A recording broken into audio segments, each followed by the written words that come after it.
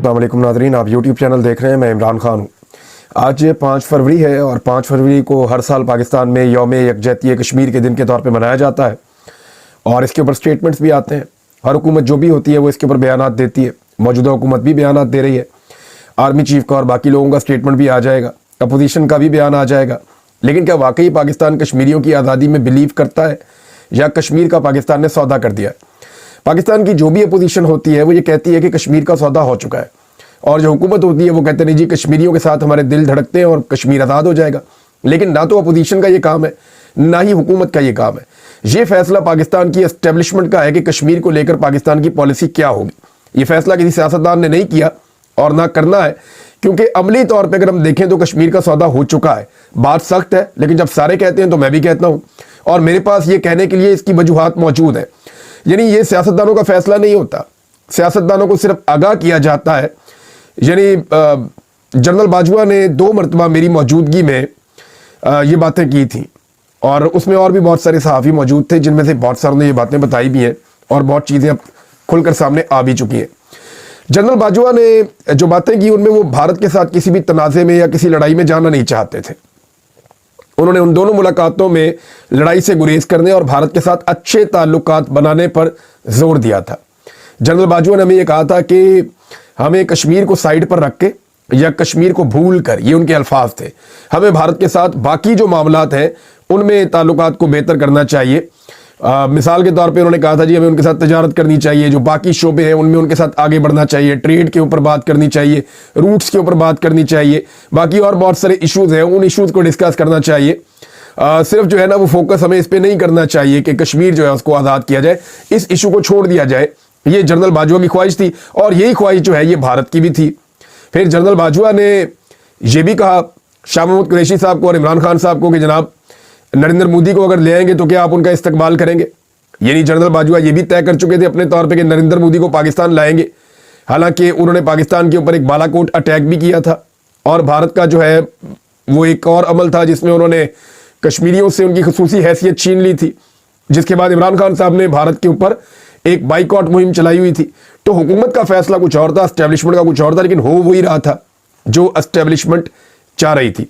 तो जनरल बाजवा भारत के साथ लड़ने के लिए जो है वो तैयार नहीं थे और ये पाकिस्तान की मिलिट्री एस्टेब्लिशमेंट का फैसला था। इसमें जो हामिद मीर साहब है और नसीम ज़हरा साहबा है, इन्होंने क्लेम किया मेरे साथ जो मुलाकात हुई थी जनरल बाजवा की, बाकी सारे सहाफ़ी थे तो उसमें तो वो बात नहीं हुई, लेकिन क्योंकि इनकी अलग भी मुलाकातें होती रही है तो इन्होंने क्लेम किया कि लड़ने की कैपेसिटी के ऊपर बात की कि जनरल बाजवा शायद ये कहते थे कि हमारी लड़ने की वो कैपेसिटी नहीं है भारत के साथ। तो देखिए इकोनॉमी के ऊपर नज़र डालें तो जब भी आपको लड़ना होता है तो आपके पास पैसे होंगे तो आप लड़ेंगे ना। लड़ेंगे तो आपको फ्यूल चाहिए बहुत बड़ी मिकदार में जिससे आप अपनी सारी मशीनरी को चलाएंगे। लड़ेंगे तो आपको बहुत सारा पैसा चाहिए जिससे आप दुनिया से चीज़ें और हथियार खरीदेंगे। अगर आपने लंबी लड़ाई लड़नी है तो आज यूक्रेन लड़ाई क्यों लड़ पा रहा है? अमेरिका ने और यूरोप ने उसको अंधाधुंध हथियार दिए हैं, इतने पैसे के हथियार दिए हैं कि रूस को मुसीबत पड़ गई कि इतना हथियार इनके पास आ कहां से गया। तो किसी को अगर लड़ाना हो या लड़ना हो तो बहुत पैसा चाहिए होता है। पाकिस्तान की और इंडिया की लड़ाई में पाकिस्तान के ऊपर तो कोई मुल्क इन्वेस्ट नहीं करेगा। इवन चाइना भी इंडिया के साथ बहुत बड़ी ट्रेड पॉलिसी है उसकी, रशिया भी नहीं करेगा, अफगानिस्तान भी नहीं करेगा, ईरान भी नहीं करेगा, अमेरिका भी इंडिया के मुकाबले में पाकिस्तान पे इन्वेस्ट नहीं करेगा, यूरोपीय यूनियन भी नहीं करेगा। तो कोई दुनिया में एक मुल्क है जो इंडिया और पाकिस्तान की जंग में पाकिस्तान को पैसा दे रहा हो, हथियार दे रहा हो कि आप लड़ें इंडिया के साथ? तो आज हमारी फॉरेन पॉलिसी के नतीजे में कोई मुल्क हमारे साथ खड़ा नहीं है, हमने अपने दोस्त पैदा नहीं किए।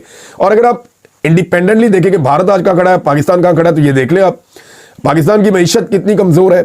इसमें कौमी खजाने की अगर आप बात करें तो पाकिस्तान अभी तक 15 अरब डॉलर तक नहीं पहुंच सका। जो पाकिस्तान का कौमी खजाना है 15 अरब डॉलर तक पाकिस्तान नहीं पहुंच सका। टोटल रिजर्व्स की मैं बात कर रहा हूं, जबकि भारत के 700 अरब डॉलर से जायद के रिजर्व हैं। एक तरफ 15 अरब डॉलर भी नहीं है, दूसरी तरफ 700 अरब डॉलर से जायद के रिपोर्ट हो रहे हैं। फिर पाकिस्तान की जीडीपी जो है वो 338 अरब डॉलर है। भारत की जीडीपी जो है वो 3550 अरब डॉलर से ज्यादा की है। पाकिस्तान की एक्सपोर्ट जो है वो 30 अरब डॉलर की है और बमुश्किल है, जबकि भारत की एक्सपोर्ट जो है वो 800 अरब डॉलर से जायद की है।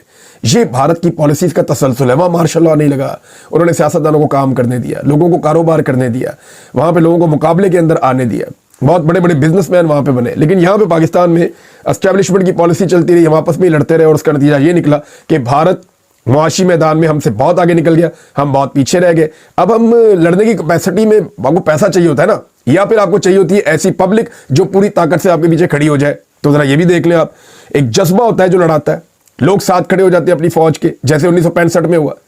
1971 میں لوگ ساتھ نہیں کھڑے تھے, اس کا نتیجہ آپ نے دیکھا, پاکستان 2 ٹکڑے ہو گیا.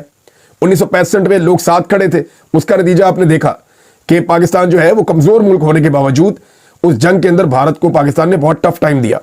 تو اب آپ یہ دیکھیں نا, وہ جذبہ کدھر جائے گا. عوام اور اداروں کے بیچ میں ایک خلیج پیدا ہو چکی ہے.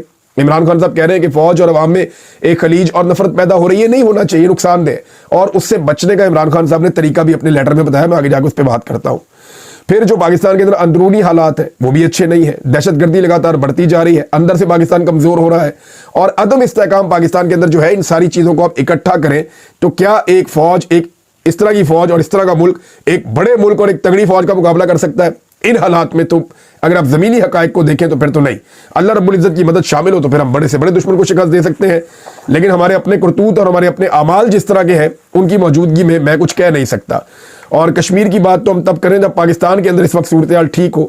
پاکستان میں انسانی حقوق کی بدترین خلاف ورزیاں ہو رہی ہیں, پاکستان کے اندر لوگوں کے ساتھ ظلم, جبر اور فستائیت ہو رہی ہے, اور پاکستان کے اندر پاکستانی پریشان ہے, تو ان کو حقوق نہیں مل رہے تو یہ دوسروں کے حقوق کے لیے کیا آواز اٹھائیں گے؟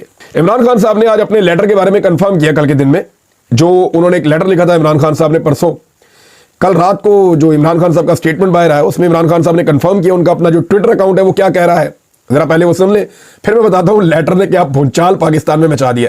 یہ لیٹر جو ہے نا, یہ اب لیٹر ہونی ہے ہر طرف, اس کی میں وجہ آپ کو بتاتا ہوں. سب سے پہلے دیکھیں, عمران خان صاحب کہتے ہیں کہ میں نے کل اپنے خط کے ذریعے پاکستان میں فوج اور عوام کے درمیان بڑھتی ہوئی خلیج کی وجوہات کی نشاندہی کی تھی.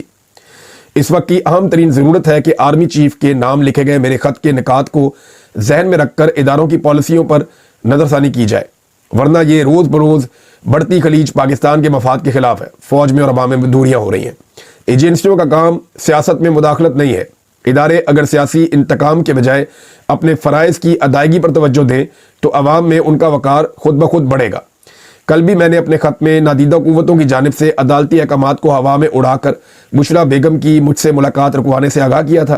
آج ایک مرتبہ پھر عدالت کے احکامات اور سپرنٹینڈنٹ کے بیان کے باوجود میری اہلیہ کی ملاقات مجھ سے نہیں ہونے دی گئی, جس کے پیچھے انہی کا ہاتھ ہے جو قانون کو جوتے کی نوک پر رکھتے ہیں اور خود کو آئین سے بالاتر سمجھتے ہیں. بشرا بیگم ایک گھریلو خاتون ہے, ان کو صرف اور صرف مجھ پر دباؤ ڈالنے کے لیے نشانہ بنایا جا رہا ہے. ان کو پہلے بھی 10 مہینے بے گناہ جیل میں رکھا گیا, ابھی بھی وہ قید تنہائی میں ہے. ان کی مجھ سے ملاقات کی اجازت نہ دینا بنیادی حقوق کی خلاف ورزی ہے. سیاسی انتقام کی غرض سے خواتین کی حرمت پامال کرنا اس ملک کی تاریخ میں ایک نئی ریت ہے جس کا سہرا اس فسطائی رجیم اور اس کے اعلی کاروں کے سر پر ہے.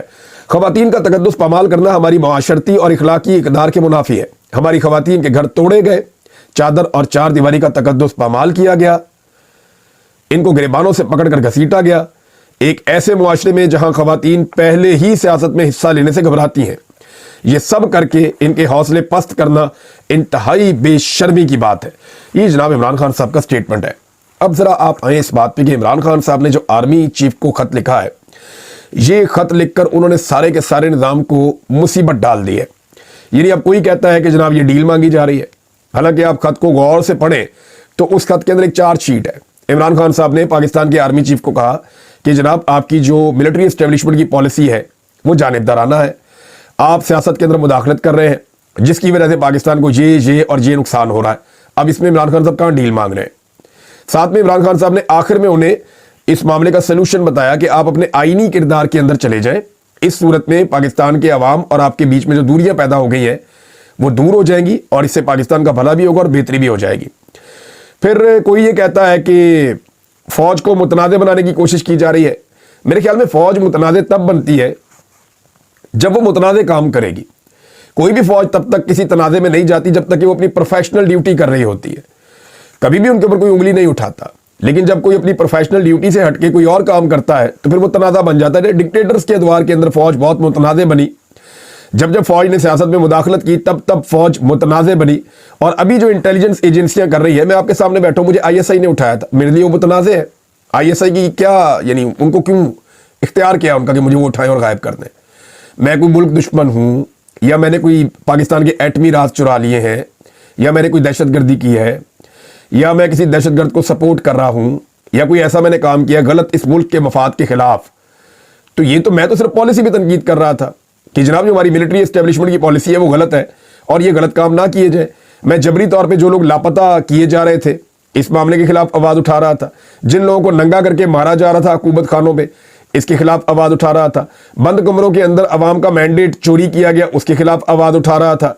तो जहां जहां पे जो जुल्म और बर्बरियत हो रही थी मैं उसके खिलाफ आवाज उठा रहा था। मुझे उठाकर ISI ने गायब कर दिया, मुझे बंद कर दिया, टॉर्चर किया, मारा कुटा, बड़ा रुस्वा किया मुझे और मेरे खानदान को। तो ये सारी चीजें उन्होंने की, उनके करने का काम नहीं था।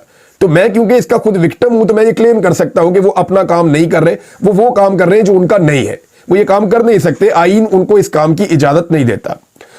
फिर जनाब सिक्योरिटी ज़राए के हवाले से एक तरदीद जारी की गई और सिक्योरिटी ज़राए तरदीद करके जान छुड़वा रहे हैं कि जनाब हमें तो खत मिला ही नहीं।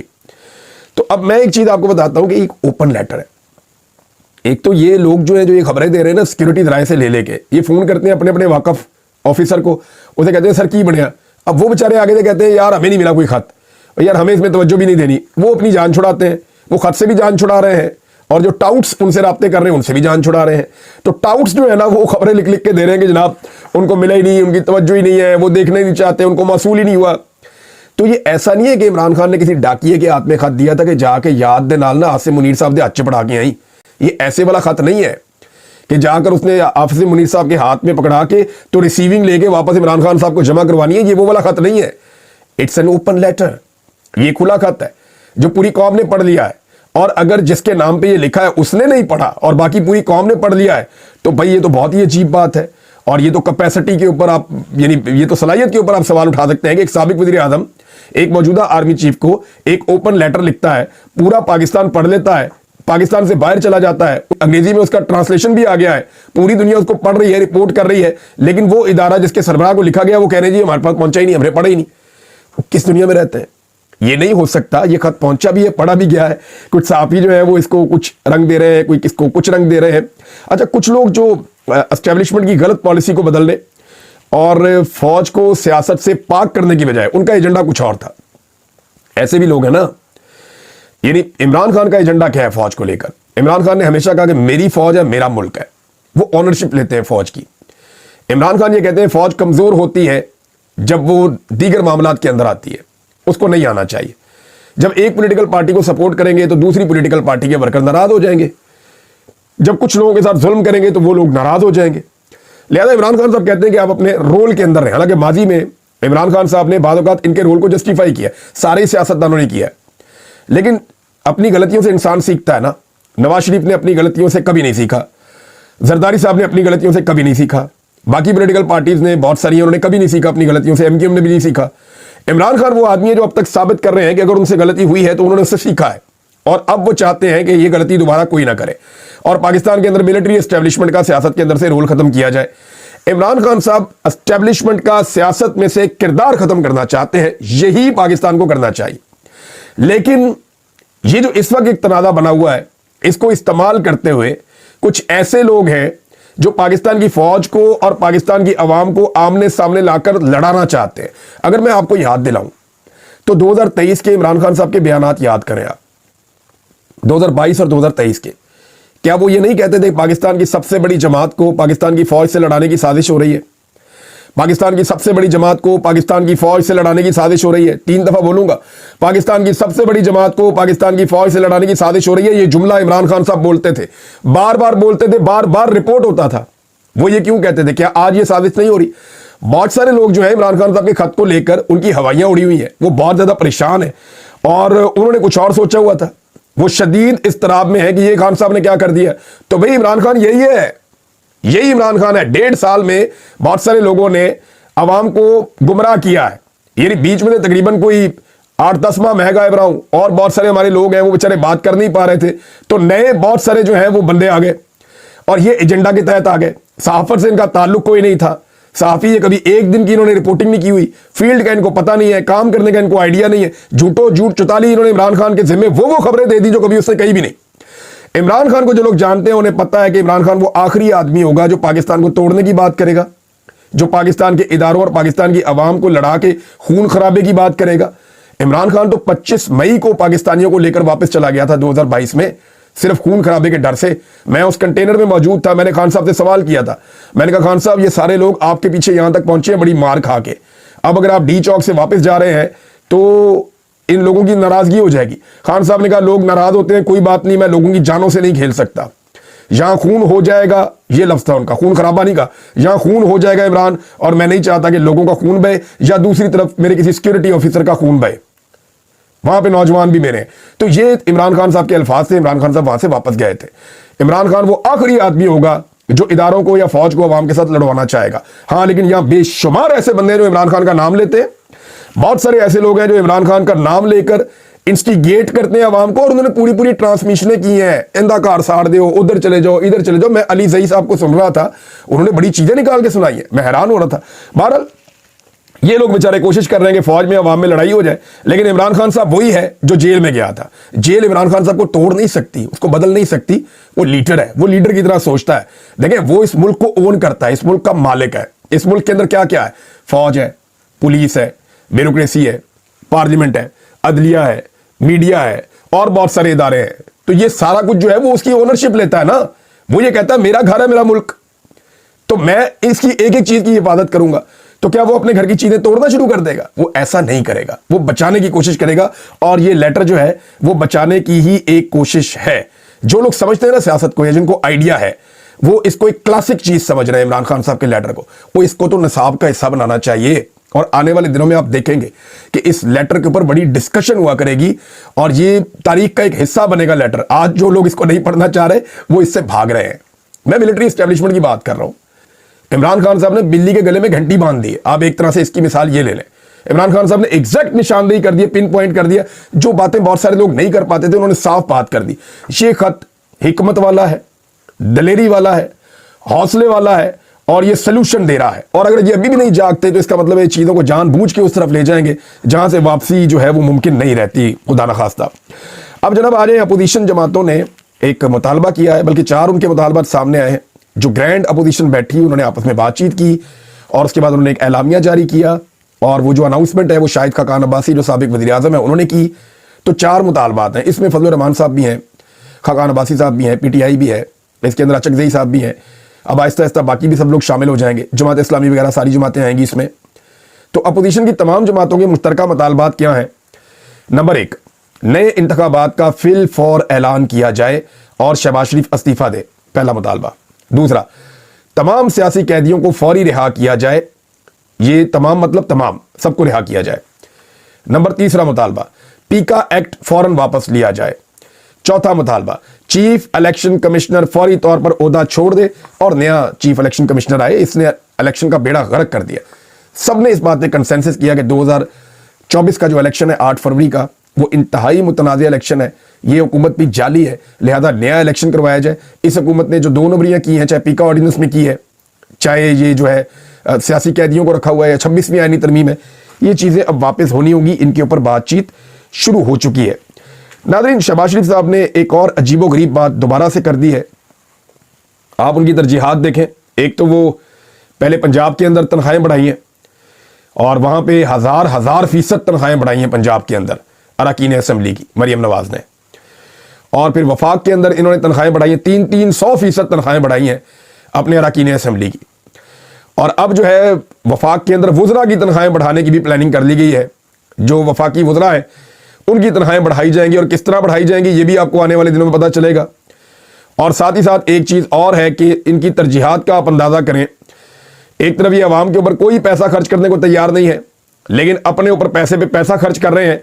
और अब अवाम के पैसों से कुछ स्कीमें शुरू की जाएंगी कि हलकों में MNAs को फंड्स दिए जाएंगे, और ये फंड डबल करके दिए जाएंगे। यानी आप अंदाजा करें कि अपने MNAs को, अपनी हुकूमत को बचाने के लिए उनको नवाजने का सिलसिला इनका अब भी जारी है। शहबाज शरीफ साहब ने एक बड़ा अजीबोगरीब स्टेटमेंट दिया है। मैं जरा फैक्ट इसके दुरुस्त कर दूं, यही बात DG ISPR ने कही थी, ये गलत बात है। उन्होंने कहा पिछली हुकूमत दहशतगर्दों को पाकिस्तान वापस लाई और इन्हें अमन का पैगंबर कहा गया। शहबाज शरीफ साहब, ये आइडिया जनरल बाजवा ने दिया था, और वो चाह रहे थे कि वापस आ जाए वहाँ से TTP के लोग अफगानिस्तान से। तो इमरान खान साहब ने कहा था कमेटी बनेगी और इसके ऊपर बैठ के बात करेंगे। फिर इमरान खान साहब की हुकूमत ख़त्म हो गई। इमरान खान साहब ने या उनकी हुकूमत ने कोई इजाज़त ऐसी नहीं दी। پھر شہباز شریف صاحب کی حکومت آ گئی اور شہباز شریف صاحب کی حکومت میں اس کی اپروول دی گئی اور باقاعدہ آپ کے وزراء نے اس کے اوپر سٹیٹمنٹس دیے اور اس کے بعد ٹی ٹی پی کو پاکستان میں لایا گیا. مراد سعید نے اور کچھ اور سیاستدانوں نے اس کی بدترین مخالفت کی, اس کے اوپر احتجاج کیا اور دباؤ ڈالنے کے بعد جو لوگ پہلے آئے تھے ان کو واپس بھجوایا گیا. لیکن اس کے بعد سے لے کر اب تک آپ تسلسل کے ساتھ جو ہے وہ اب خوارج کہیں یا ٹی ٹی پی کہیں یا دہشت گرد کہیں, یہ آپ لوگ ہی افغانستان میں لاتے رہے ہیں. افغانستان سے اسٹیبلشمنٹ کی پالیسی تھی, آپ نے عمل درآمد کروایا. اس فیکٹ کو خراب نہ کریں. D G I S P R نے کیا تھا تو حقائق سامنے آ گئے تھے. اب شہباز شریف بھی یہ گند اچھال رہے ہیں تو دہشت گردوں کو پاکستان میں لانے کا سہرا پاکستان کی اسٹیبلشمنٹ کا ہے. پلان انہوں نے کیا تھا, ایگزیکیوٹ شہباز شریف صاحب کے اس دور حکومت میں ہوا جب عمران خان صاحب کی حکومت گرا دی گئی تھی. یہ ہے فیکٹ چیک اور اس کو جو ہے وہ درست رکھا جائے. ایک چیز پھر بتاؤں گا چاہتے ہیں, مفتاح اسماعیل صاحب نے بھی وہی بات کی ہے. مہنگائی کم نہیں ہو رہی. مہنگائی کم ہوتی ہے نا تو ایسے 10 روپے والی چیز 9 روپے کی, 8 روپے کی, 7 روپے کی, 6 روپے کی, ایسے یہ نہیں ہو رہا. پہلے مہنگائی ایسے بڑھ رہی تھی, مثال کے طور پہ 10 روپے کی چیز جو ہے 20 روپے, 30 روپے, 40 روپے, اب بڑھ رہی ہے 42 روپے, 44 روپے, 45 روپے, 47. قیمت بڑھ رہی ہے میرے بھائی, یہ سب لوگ سمجھ لیں. مہنگائی بڑھ رہی ہے, صرف اس کے بڑھنے کی رفتار میں کمی ہوئی ہے. اب اس کو کئی ٹاؤٹس ایسے کہتے ہیں کہ مہنگائی کم ہو رہی ہے. کم نہیں ہو رہی.